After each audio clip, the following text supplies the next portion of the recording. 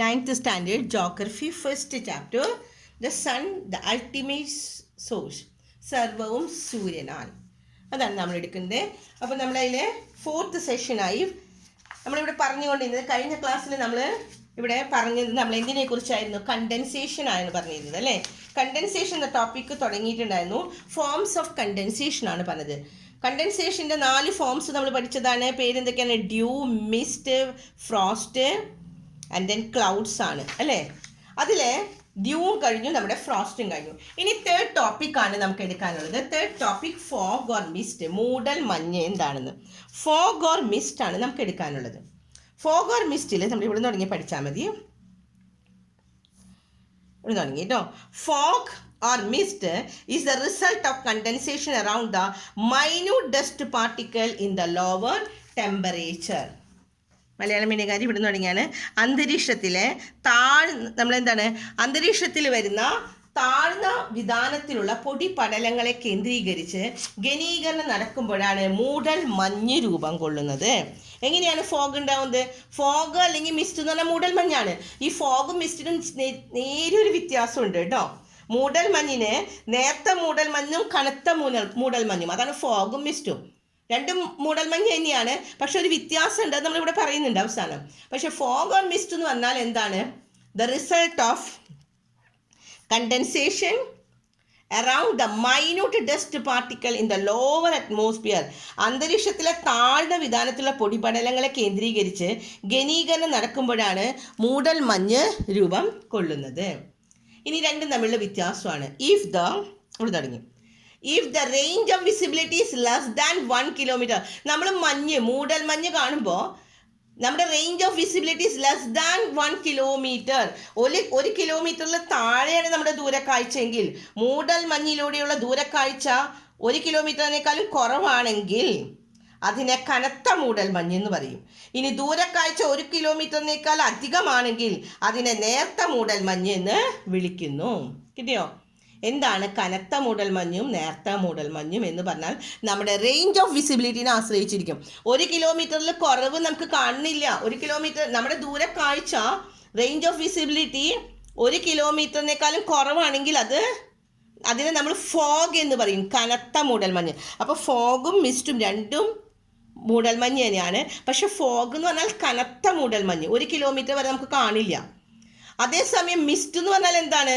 If the range of visibility is more than 1 kilometre, നേർത്ത മൂടൽ മഞ്ഞാണ്. നമുക്ക് 1 കിലോമീറ്ററിനേക്കാളും കൂടുതൽ നമുക്ക് നമ്മുടെ റേഞ്ച് ഓഫ് വിസിബിലിറ്റി ഉണ്ടെങ്കിൽ അത് മിസ്റ്റാണ്. ഇത്രയേ ഉള്ളൂ അതിൽ പഠിക്കാനായിട്ട് കേട്ടോ. 3 ലൈനാണ്. ഫോഗ് ഓർ മിസ്റ്റ് എന്താണെന്ന് പറഞ്ഞു. ഇനി ഫോഗ് എന്താണ്, മിസ്റ്റ് എന്താണെന്ന് പറഞ്ഞു. And then the fourth topic ആണ് നമുക്ക് ക്ലൗഡ് ആണ്. കണ്ടൻസേഷനിലെ ഫസ്റ്റ് വൺ ഡ്യൂ പറഞ്ഞു, രണ്ടാമത്തെ ഫ്രോസ്റ്റ് തുഷാരം പറഞ്ഞു കഴിഞ്ഞു, ഹിമം മൂടൽ മഞ്ഞ് കഴിഞ്ഞു. ഇനി നാലാമത്തെ ലാസ്റ്റ് വൺ ആണ് ക്ലൗഡ്സ്, മേഘങ്ങൾ. അതൊരു ടോപ്പിക്കായിട്ടാണ് കൂടുതൽ പഠിക്കാൻ കേട്ടോ. മേഘങ്ങൾ എന്താണെന്ന് നോക്കാം. ഫസ്റ്റ് ലൈൻ ഇത്, clouds R formed by the condensation of the water vapor around the fine dust particle in the atmosphere. അന്തരീക്ഷത്തിലെ ഫസ്റ്റ് ലൈൻ അടയാളപ്പെടുത്താം. അന്തരീക്ഷത്തിലെ നേർത്ത പൊടിപടലങ്ങളെ കേന്ദ്രീകരിച്ച് നീരാവി ഘനീഭവിച്ചിട്ട് മേഘങ്ങൾ രൂപം കൊള്ളുന്നത്. കിട്ടിയില്ലേ? ഇനി ഇങ്ങനെ രൂപം കൊള്ളുന്ന ജലകണികളുടെ വലിപ്പം നമ്മൾ എത്രയാണെന്ന് പറയണേ? 0.001 സെൻറ്റിമീറ്ററിൽ താഴെയാണ്. അതുകൊണ്ടാണ് അവ താഴേക്ക് പതിക്കാതെ എവിടെ നിൽക്കും? അന്തരീക്ഷത്തിൽ തന്നെ തങ്ങി നിൽക്കും. അതാണ് മേഘങ്ങൾ എന്ന് പറഞ്ഞാൽ അവിടെ നിൽക്കണതെന്ന്. കിട്ടിയോ? The water droplets so forms are less than 0.001 centimetre in the dimension. അളവിൽ എത്രയാണെന്ന്? 0.001 ഉള്ളൂ. അപ്പോൾ അത് താഴേക്ക് വീണില്ല, വെയിറ്റ് ഇല്ല. That is why they remain suspended in the atmosphere എന്ന്. ഇനി clouds can be classified into 4 ടൈപ്സിലാണ്. ഇൻ ദ ഫോമിലും ഹൈറ്റിലും. രണ്ടിലും ഉണ്ട് കേട്ടോ. 2 രീതിയിലാണ്. ഫോമിലും ഈ ലൈൻ പഠിക്കാം. Clouds can be classified according to their form and height. രൂപത്തിൻ്റെയും ഉയരത്തിൻ്റെയും അടിസ്ഥാനത്തിൽ മേഘങ്ങളെ തരംതിരിക്കാമെന്ന്. ഇനി ബേസ്ഡ് ഓൺ ദ ഫോം, രൂപത്തിൻ്റെ ഇതിൽ ആദ്യം തന്നെ നമ്മൾ പറയുന്നത് 4ആയിട്ട് തരംതിരിക്കണം. ആദ്യം തന്നെ ക്ലൗഡ്സ് 4ആയിട്ട് തരംതിരിക്കുന്നത് രൂപത്തിൻ്റെ രൂപത്തിൻ്റെ അടിസ്ഥാനത്തിൽ മേഘങ്ങളെ 4ആയി തരംതിരിക്കാം. ഈ 4 പേരുകൾ പഠിക്കാം. ഫസ്റ്റ് വൺ എന്താണ്? സിറസ് ക്ലൗഡ്സ്, സിറസ് മേഘങ്ങൾ. രണ്ടാമത്തത് സ്ട്രാറ്റസ് ക്ലൗഡ്സ്, സ്ട്രാറ്റസ് മേഘങ്ങൾ. മലയാളത്തിലും സെയിം വേർഡ് തന്നെയാണ് കേട്ടോ. Cirrus clouds, stratus clouds. അടുത്തത് എന്താണ്? കുമുലസ് ക്ലൗഡ്സ്, കുമുലസ് മേഘങ്ങൾ. പിന്നെ നിംബസ് ക്ലൗഡ്സ്, നിംബസ് മേഘങ്ങൾ. 4 എണ്ണം, 4ആയിട്ട് മേഘങ്ങളെ 4ആയിട്ട്, ക്ലൗഡ്സിനെ 4ആയിട്ട് അക്കോർഡിംഗ് ടു ദ ഫോം. ഫോമിൻ്റെ കാര്യത്തിലും നമ്മൾ എന്താ പറഞ്ഞത്? ഫോമിലും ഹൈറ്റിലും രണ്ട്. ഇവിടെ ഹൈറ്റിൻ്റെ ഇവിടെ വരുന്നുണ്ട് കേട്ടോ. ഫോമിൻ്റെ ഇതിൽ 4ആയിട്ട് cirrus clouds, stratus clouds, cumulus clouds and nimbus clouds. Cirrus മേഘങ്ങൾ, സ്ട്രാറ്റസ് മേഘങ്ങൾ, കുമുലസ് മേഘങ്ങൾ, നിംബസ് മേഘങ്ങൾ. ഇനി ഓരോന്നിനെയും കുറിച്ച് പഠിക്കാം. എന്താണ് സിറസ് മേഘങ്ങൾ? നോക്കാം. Cirrus clouds. These are the feather-like clouds in the upper atmosphere in the clear weather condition. Weather condition ഭയങ്കര ക്ലിയർ ആയിരിക്കുന്നത്. തെളിഞ്ഞ ദിനാന്തരീക്ഷ സ്ഥിതിയിൽ വളരെ ഉയരങ്ങളിൽ നേർത്ത തൂവൽ കെട്ടുകൾ പോലെ കാണപ്പെടുന്നതാണ് സിറസ് മേഘങ്ങൾ. രണ്ടാമത്തെ Stratus clouds. These appear in the thick layer, കട്ടിയായിട്ടാണ്. thick layer in the lower part of the sky. സ്കൈയുടെ ഏറ്റവും ലോവറിലെ താഴ്ന്ന വിതാനങ്ങളിൽ കനത്ത പാളികളായിട്ട് കാണുന്നതാണ് സ്ട്രാറ്റസ് ക്ലൗഡ്, സ്ട്രാറ്റസ് മേഘങ്ങൾ. ഇനി മൂന്നാമത്തത് കുമുലസ് ക്ലൗഡ്സ്. കുമുലസ് ക്ലൗഡ്സ് എന്ന് പറഞ്ഞാൽ these clouds resemble huge cotton bundle പോലെയാണെന്ന്, പഞ്ഞിക്കെട്ട് പോലെ. കുമുലസ് ക്ലൗഡ്സിന് ഉയർന്ന സംവഹന പ്രവാഹ ഫലമായി രൂപം കൊള്ളുന്ന തൂവൽക്കെട്ട് പോലെയുള്ള ഈ മേഘങ്ങളെ ലംബ ദിശയിൽ കൂടുതൽ വ്യാപിക്കുകയാണ് ചെയ്യുന്നത്. These clouds resemble the huge cotton bundles and are formed due to the strong convection current and they have the large vertical extent. ലംബ ദിശയിലാണ് വീഴുന്നത്. ഇനി നിംബസ്, ലാസ്റ്റ് ടൈപ്പിലാണ് നിംബസ് ക്ലൗഡ്സ്. നിംബസ് ക്ലൗഡ്സ് എന്ന് പറഞ്ഞാൽ എന്താണ്? താഴ്ന്ന വിതാനത്തിൽ കാണുന്ന ഇരുണ്ട മഴ മേഘങ്ങൾ. നമ്മൾ പറഞ്ഞില്ലേ നല്ല ഇരുണ്ട് മഴ പെയ്യാൻ പോകുന്നത്, അങ്ങനെ മേഘങ്ങൾ വരുന്നതാണ് നിംബസ് മേഘങ്ങൾ. ജലക്കണികൾ സാന്ദ്രതയാൽ ഇത് സൂര്യപ്രകാശത്തെ കടത്തി വിടുന്നില്ല എന്ന്, അങ്ങനെ ഇരുണ്ട നിറത്തിൽ കാണപ്പെടുന്നതെന്ന്. These are the dark nimbus clouds എന്ന് പറഞ്ഞാൽ എന്താണ്? The dark rain clouds in the lower atmosphere, and these clouds appear dark as it does not allow sunlight to pass through due to the thick concentration of the water droplets. അപ്പം നമ്മൾ പറഞ്ഞു ഫോമിൻ്റെ രൂപത്തിൻ്റെ അടിസ്ഥാനത്തിൽ 4ആയിട്ട് തരംതിരിച്ചു. ഏതൊക്കെ ഒന്നുകൂടി പറഞ്ഞേക്കേ? Cirrus clouds, cirrus മേഘങ്ങൾ, stratus മേഘങ്ങൾ, cumulus മേഘങ്ങൾ, nimbus മേഘങ്ങൾ എന്ന്. ഇനി ഇതിങ്ങനെ ഒറ്റയ്ക്ക്. ഇനി ചില സ്ഥലത്ത് രണ്ടും കൂടി ഒരുമിച്ച് നടക്കുമെന്ന്. എങ്ങനെയാണെന്ന് നോക്കാം. ദ ക്ലൗഡ്സ് മെൻഷൻ എബോവ്, ഈ 4 ഒറ്റയ്ക്കൊറ്റയ്ക്കല്ല, ചിലപ്പോൾ എന്താവും? Above do not generally occur independent. ഇപ്പോൾ നമ്മൾ പറയില്ലേ ചില സ്ഥലത്ത് സിറസ് മേഘങ്ങൾ മാത്രമാണ്, അല്ലെങ്കിൽ സ്ട്രാറ്റസ് മേഘം, അങ്ങനെയല്ല. ഇടയ്ക്ക് അതിൻ്റെ ഇടയിൽ നിംബസും വരും, നല്ല മഴക്കാറുള്ള മേഘങ്ങളൊക്കെ വരും അല്ലേ. അത് ഒറ്റയ്ക്ക് എപ്പോഴും ഉണ്ടാവില്ല എന്ന്. The clouds mention above do not generally occurs. ചിലപ്പോഴൊക്കെ ഒറ്റയ്ക്കുണ്ടാവും, പക്ഷെ സാധാരണയായിട്ട് ഈ മേഘങ്ങൾ സ്വതന്ത്രമായിട്ടല്ല പൊതുവെ കാണപ്പെടുന്ന വിവിധ തരം മേഘങ്ങൾ കൂടിച്ചേർന്ന് പലപ്പോഴും നമുക്ക് ദൃശ്യമാകുന്നു. അതിന് എക്സാമ്പിൾ പറയണേ. അപ്പോൾ ഈ മേഘങ്ങൾ ഒരെണ്ണത്തിൻ്റെ കൂടെ ചേർന്ന് അങ്ങനെ 2 തരം മേഘങ്ങൾ ഒരുമിച്ചാണ്. അതിനൂടെ എക്സാമ്പിളാണ് കുമുലസ് നിംബസ് ക്ലൗഡ്സ് എന്ന് പറഞ്ഞാൽ cumulus, the combination of the cumulus and the nimbus clouds. 2 ക്ലൗഡ്സും കൂടി കുമുലസ് ക്ലൗഡ്സും നിംബസ് ക്ലൗഡ്സും കൂടി ഒരുമിച്ച് ചേർന്ന് കുമുലോ നിംബസ് ക്ലൗഡ്സ് ആയിട്ട് മാറുന്നത്. കിട്ടിയോ? കുമുലസ്, നിംബസ് എന്നീ മേഘങ്ങൾ കൂടിക്കലർന്ന് കാണുമ്പോൾ അതിനെ കുമുലോ നിംബസ് മേഘങ്ങൾ എന്ന് പറയുന്നു. അപ്പോൾ ക്ലൗഡ്സ് 4ആയിട്ട് അക്കോർഡിംഗ് ടു ദ ഫോം, രൂപത്തിൻ്റെ അടിസ്ഥാനത്തിൽ. അപ്പോൾ ഇനി അടുത്തത് എന്താ നമ്മൾ പറയുന്നത്? ഹൈറ്റിൻ്റെ, ഉയരത്തിൻ്റെ അടിസ്ഥാനത്തിൽ മേഘങ്ങൾ വീണ്ടും 4ആയിട്ട് തരംതിരിക്കുകയാണ്. അതിവിടെ പഠിക്കണം. അത് ഫസ്റ്റ് വൺ എന്താണ്? High cloud, medium cloud, low cloud, cloud with greater vertical extent. 4 കിട്ടിയോ? അതിൻ്റെ ഓരോന്നിൻ്റെയും ഇത് പഠിക്കണം. എത്ര ഫീറ്റ് എന്നും കൂടി പഠിക്കണം. ഹൈ ക്ലൗഡ് എത്രയാണ്? 20,000 to 40,000 വരെ. മീഡിയം ആകുമ്പോൾ അതിനേക്കാളും താഴ്ന്ന് 20,000 തുടങ്ങി 40,000 വരെ. അപ്പോൾ 20,000 താഴെ എത്രയാണ്? 7,000, 7,000 തുടങ്ങി 20,000 വരെ മീഡിയം ക്ലൗഡ്സ്, മധ്യമേഘങ്ങൾ. മലയാളം മീഡിയത്തിൻ്റെ ആദ്യത്തത് വളരെ ഉയർന്ന ഇതിൽ കാണപ്പെടുന്ന മേഘങ്ങളാണ് ഹൈ ക്ലൗഡ്സ് എന്ന് പറയുന്നത്.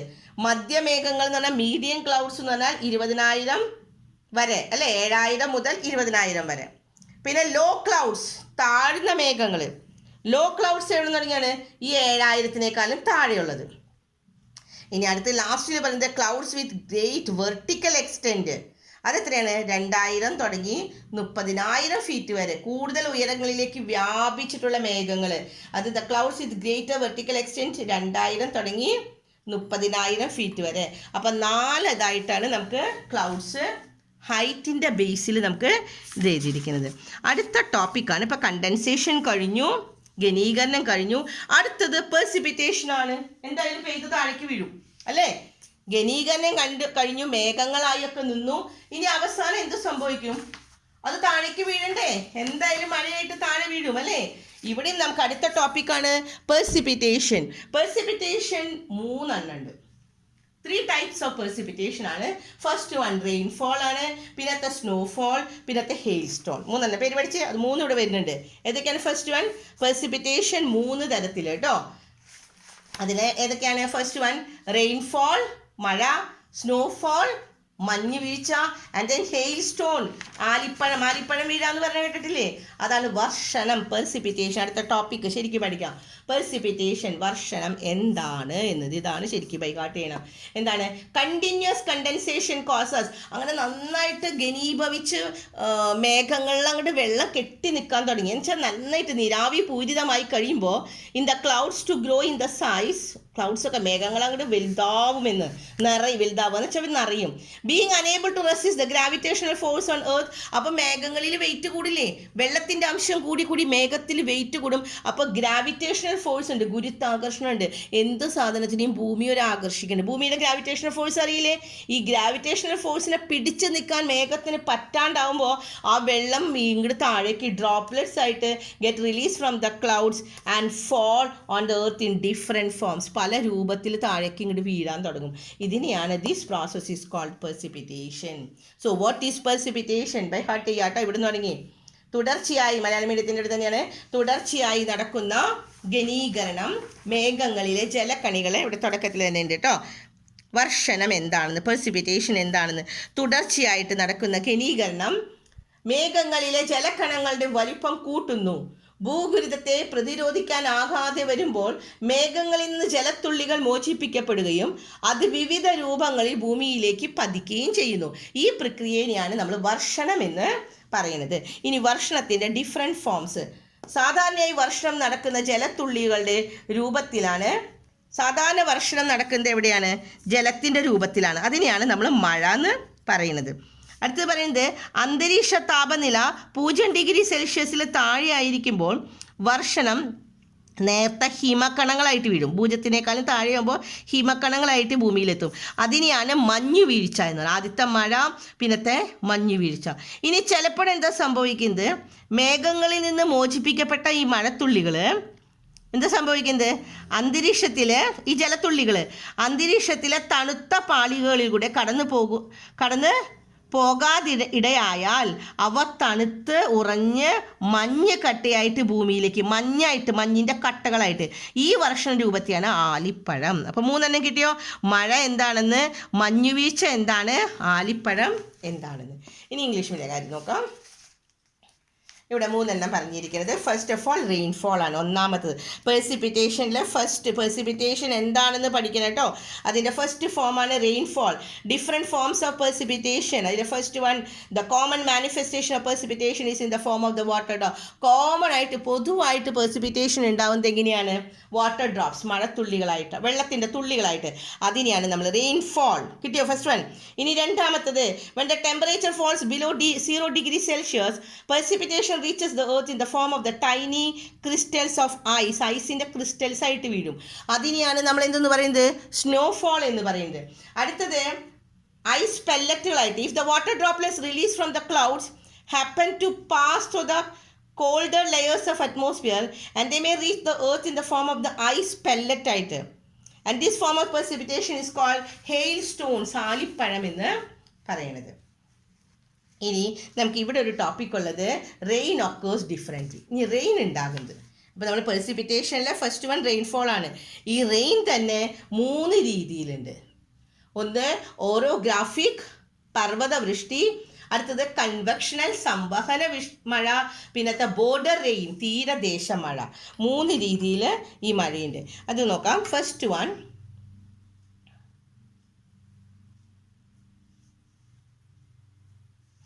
ഇവിടെ ഇതാണ് പഠിക്കാൻ, ഇതൊന്ന് മനസ്സിലാക്കാനേ ഉള്ളൂ കേട്ടോ. The moisture laden wind from the sea enter the land. ലാൻഡിലേക്ക് വരികയാണ് and moves upward along the mountain slopes where it gets cooled and condensed to form clouds. അങ്ങനെ തണുത്ത് ക്ലൗഡ്സ് ആകും. When the withstand of the mountain receives heavy rainfall, നല്ല മഴ കിട്ടുന്ന സമയത്ത് കാറ്റിന് അഭിമുഖമായിട്ട് കിടക്കുന്ന വിൻഡ്വേർഡ് സൈഡ്സ്, കാറ്റിന് അഭിമുഖമായിട്ടുള്ള സ്ഥലത്ത് ഹെവി റെയിൻഫോൾ കിട്ടുമ്പോൾ ദ ലീവാർഡ് സൈഡ്സിൽ, എന്താ ലീവാർഡ് സൈഡ് എന്ന് പറഞ്ഞാൽ മറുവശത്ത് എന്താണ്, മഴ കിട്ടുന്നില്ല.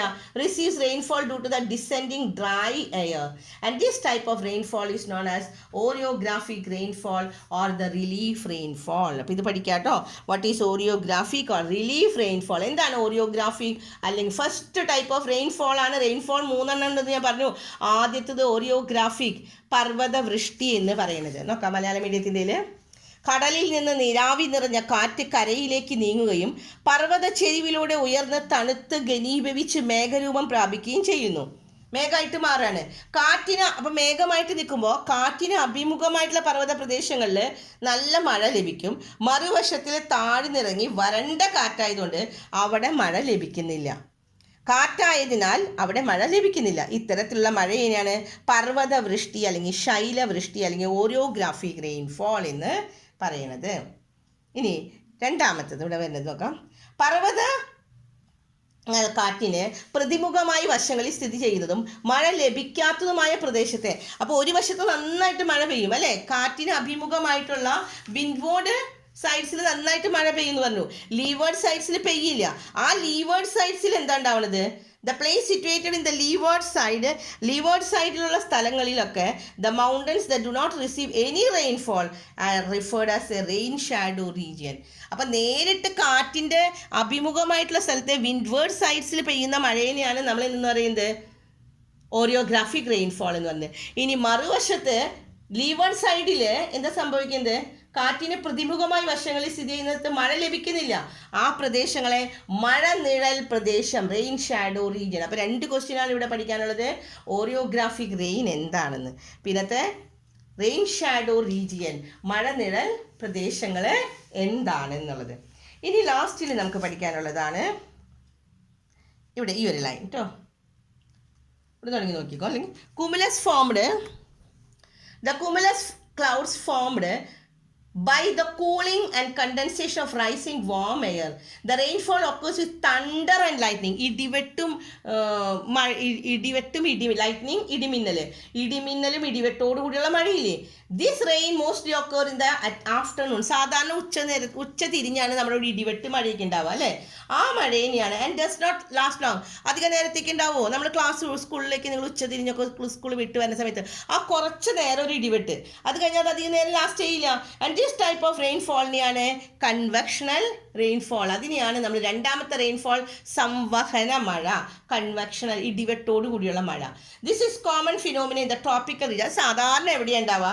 ട്രോപ്പിക്കൽ റീജിയനിൽ ആണ് എന്ന്. അന്തരീക്ഷ താപത്തെ വികസിച്ച് മുകളിലേക്ക് വിടുന്ന വായു തണുത്ത് ഘനീഭവിച്ച് കുമുലസ് മേഘങ്ങൾ രൂപപ്പെടുന്നു. തുടർന്ന് ഇടിമിന്നലോട് കൂടിയാണ് മഴയുണ്ടാകുന്നത്. സാധാരണയായി ഉച്ച കഴിഞ്ഞുണ്ടാകുന്ന ഈ മഴ അധിക നേരം നീണ്ടു നിൽക്കില്ല. ഇത്തരമുള്ള മഴയെയാണ് സംവഹന മഴ എന്ന് പറയുന്നത്. ഇനി മൂന്നാമത്തെ മഴ 3 രീതിയിൽ എന്ന് പറഞ്ഞു അല്ലേ. നമ്മൾ ഫസ്റ്റ് വൺ എന്താ പറഞ്ഞത്? ഓറിയോഗ്രാഫിക്. അതെന്താണെന്ന് എല്ലാവർക്കും കിട്ടിയില്ലേ? കൺവെക്ഷണൽ റെയിൻഫോൾ കിട്ടി. അടുത്തത് border rain. And the last one ആണ് തീരദേശ മഴ. എന്താണ് തീരദേശ മഴ? അത് നെക്സ്റ്റ് പേജിൽ, ലാസ്റ്റ് പേജിലാണ് നമുക്ക് നോക്കാം. ഇവിടെ എന്താണ് തീരദേശ മഴ എന്ന് പറയുന്നത്? The border rain. Border rain എന്താണ്? ഇവിടെ തുടങ്ങി പഠിച്ചാൽ മതി കേട്ടോ. If the air over the sea comes in contact with the air over the land in the coastal region, the warm air will be pushed upward. മുകളിലേക്ക് ഉയരാണ് warm air, causing cloud formation and the rainfall. എന്നിട്ട് മഴ പെയ്യും. And this type of rainfall is called a border rain എന്ന്. കിട്ടിയോ? എന്താണ് border rain? Malayalam എടുത്ത് നോക്കാം. കടലിൽ നിന്നുള്ള വായു, മലയാളം മീഡിയത്തിൻ്റെ ഇവിടെ, കടലിൽ നിന്ന് വായു തീരപ്രദേശങ്ങളിലേക്ക് വെച്ച് അവിടെ തീരപ്രദേശങ്ങളിൽ നിന്ന് കടലിലേക്ക് വരികയാണ് ചെയ്യുന്നത്. ആ ബോർഡർ റെയിൻ തീരദേശ മഴ എന്ന് പറഞ്ഞാൽ എന്താണ്? കരയിലേക്ക് വരുന്ന സമയത്ത് അവിടെ കൂട്ടിമുട്ടാൻ ഇടയായാൽ ഉഷ്ണവായു മുകളിലേക്ക് ഉയർത്തപ്പെടുകയും തുടർന്ന് മേഘരൂപീകരണത്തിനും മഴയ്ക്കും കാരണമാവുകയും ചെയ്യുന്നു. ഈ മഴയെ തീരദേശ മഴ എന്ന് പറയുന്നു. അപ്പോൾ 3 തരത്തിലുള്ള മഴയെ കുറിച്ച് നമ്മൾ പറഞ്ഞു കഴിഞ്ഞു. ഏതൊക്കെയാണ് 3 തരത്തിലുള്ള മഴകൾ? ഫസ്റ്റ് വൺ ഓറിയോഗ്രാഫിക്, പർവ്വത വൃഷ്ടി. രണ്ടാമത്തത് നമ്മൾ പറഞ്ഞു കൺവെക്ഷണൽ, സംവഹന മഴ, ഇടിവെട്ടോട് കൂടിയിട്ടുള്ള മഴകൾ. മൂന്നാമത്തെയാണ് ബോർഡർ റെയിനിൽ, തീരദേശത്തുള്ള മഴ. അപ്പോൾ ഇത്രയുമാണ് നമുക്ക് ഈ പാഠത്തിൽ പഠിക്കാനുള്ളത്. അപ്പോൾ നമ്മുടെ പാഠം ഇവിടെ അവസാനിക്കുകയാണ്. അടുത്ത പാഠം നമ്മൾ അടുത്ത ക്ലാസ്സിൽ എടുത്തുതരാം. ഓക്കെ.